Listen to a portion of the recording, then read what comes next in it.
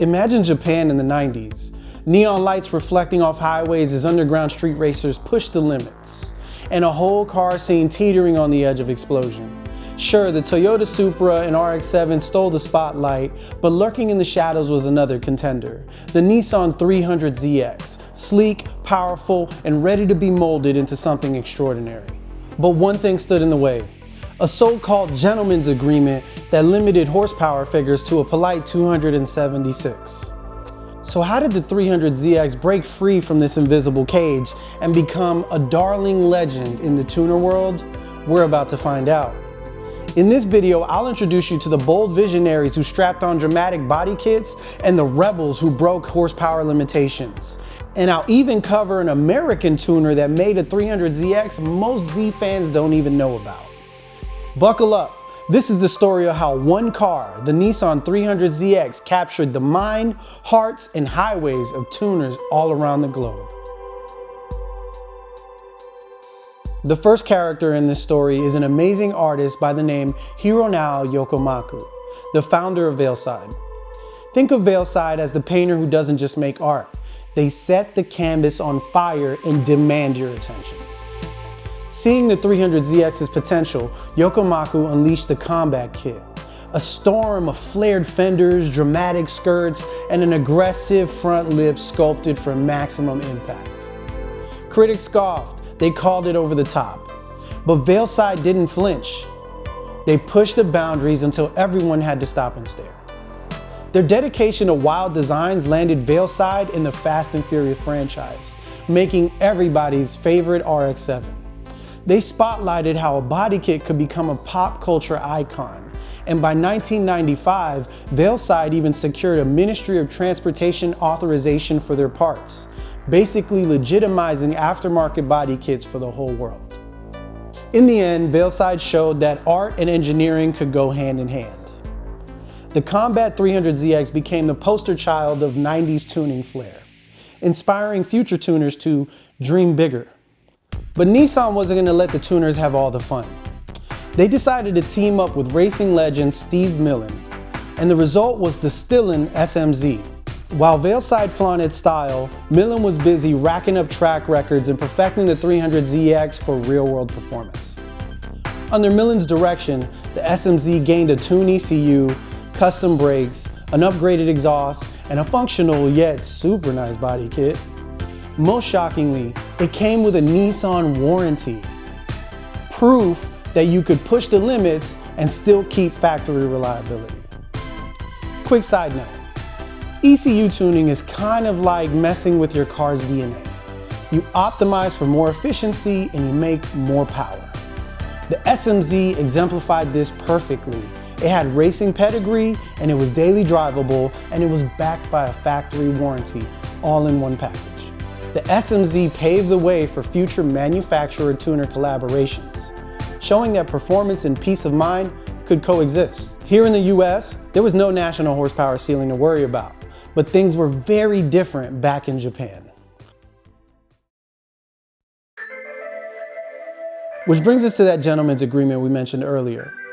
In late 80s Japan, major automakers Nissan, Toyota, Honda, and others struck an informal pact to limit advertised horsepower for domestic models to around 276. It was a way to prevent potentially dangerous horsepower war and avoid government scrutiny. But the reality is that many of these cars made way more power out of the box. And the tuners, well, they really saw no need to follow those rules at all. Which brings us to our next character, or should I say characters. Let's step into the world of Tommy Kaira, a tuning house founded by Yoshikatsu Tomita and Kikuo Kaira. Interestingly, they first made their mark by modifying Mercedes in Japan, an unusual move at the time when most local tuners focused on domestic brands. This bold streak foreshadowed their entire philosophy: push boundaries no matter the platform. Over time, Tommy Kaira branched into Japanese cars, creating tuned versions of Skylines and Subarus and stamping their name on everything they touched. While others tiptoed around regulations, Tommy Kaira seemed to enjoy crossing the line publicly. Enter the M30Z, the first Japanese car to officially break that 276 horsepower barrier. proudly listing 350 horsepower for the manual version. For context, that put it on par with some of the exotics of the day. The price tag, about 3 times the cost of a normal 300ZX twin turbo. That's enough money for you to buy a new RX-7 and a used Skyline on the side. Fewer than 40 M30Zs were ever produced, making it a collectible unicorn almost overnight. Some folks questioned Tommy Kaira's audacity.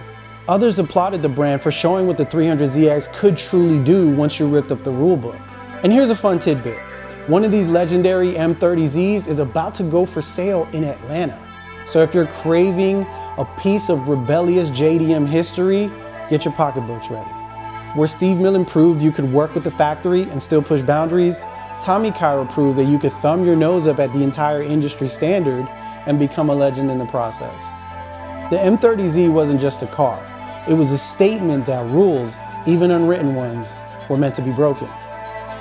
Today, Tommy Kaira remains an icon of rebellious tuning, inspiring modern builders to take risks, and giving the 300ZX a legacy that's as much about daring creativity as raw performance. If you've made it this far in the video, leave a race car emoji in the comments and subscribe. I'm gonna pick one commenter to win this sweet Datsun keychain and some free Xenier swag.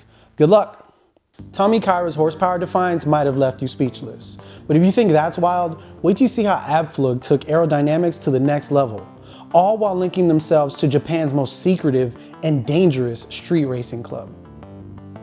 I like to think of Abflug as the graffiti artist of the tuning world. Covert, edgy, and unafraid to create something that looks straight out of a futuristic anime. Their 300ZX boasted dramatic body kits, so futuristic that 90s onlookers swore they'd time traveled. But the real intrigue lay beneath that wild exterior. A collaboration with Revolve, a Japanese tuner tied to the infamous Midnight Club, an elite group of Japanese street racers rumored to have a strict code: cause an accident and you're out. Because driving at over 150 miles an hour for 10 to 20 minutes on the highway was child's play for these guys. Built for these insane speeds, the Abflug 300ZX reportedly hit over 186 miles per hour. It wore 335 section rear tires. That's over a foot wide. And it made over 600 horsepower. Nicknamed the Koenig Killer, it boldly challenged cars from the revered Koenig Specials. But here's the lesser known gem.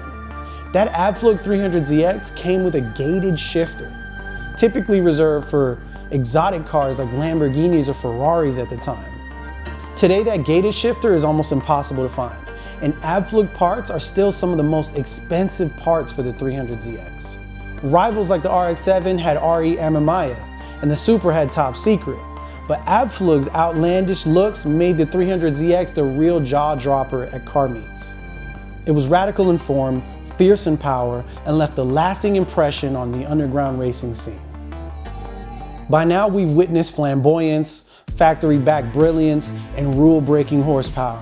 But there's one final twist: a hyper-rare American spin on the 300ZX. So exclusive that even some Z enthusiasts have never even heard of it. Created in Waco, Texas in 1990, and guided by none other than Peter Brock, the same legend behind the Shelby Daytona Coupe, this aviation-inspired 300ZX would change the conversation about what's possible when you marry American innovation with Japanese engineering. Enter the SR-71 300ZX. Yes, you heard that right. It drew upon the SR-71 Blackbird plane for its identity. With upgraded turbos, advanced exhausts, and a custom intercooler, it made over 428 horsepower and hit 0 to 60 in 4.6 seconds. With a top speed of 186 miles an hour. This was in the 90s. Styled by Peter Brock, it sported an aggressive front spoiler, flared side skirts, a one-piece rear wing, aerodynamic tweaks that kept it planted at high speeds, beautiful wheels by BBS, and an electronic boost controller that let you turn the boost up whenever you wanted. Though they aimed for 100 units per year, only 8 SR-71 300ZXs were ultimately built. That's rarer than the 32 actual SR-71 Blackbird planes. Tragically, the number 6 SR-71 burned down in 2018, which makes spotting one of these like pulling a first edition Charizard. And with one destroyed, the mystique is only deepened.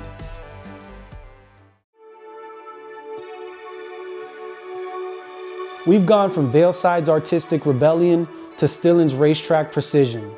From Tommy Kaira's smashing the horsepower cap to Abflug's underground mystique, and finally landed at the plane-inspired American unicorn. These aren't just tuner projects. They're stories of audacity, innovation, and passion. Each tuner rewrote what the 300ZX could be. Part sports car, part canvas, all legend.